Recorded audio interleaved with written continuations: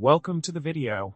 In this video, we are going to tackle a common problem that many developers face when working with JavaFX, and that is updating a progress bar while creating a large number of text fields. The challenge lies in ensuring that the progress bar accurately reflects the progress of creating these text fields without affecting the user interface. In the solution provided earlier, we address this issue by using the platform.runLater method to add each text field to the grid pane within the JavaFX thread. This ensures that the user interface remains responsive while the progress is correctly updated. By utilizing tasks and threads, we were able to achieve the desired behavior of the progress bar and the creation of text fields in a smooth and efficient manner.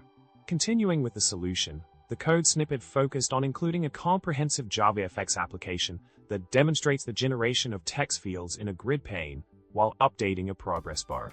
By splitting the task into generating nodes lazily or instantly, the code showcases the flexibility and responsiveness of the JavaFX framework in handling such scenarios efficiently.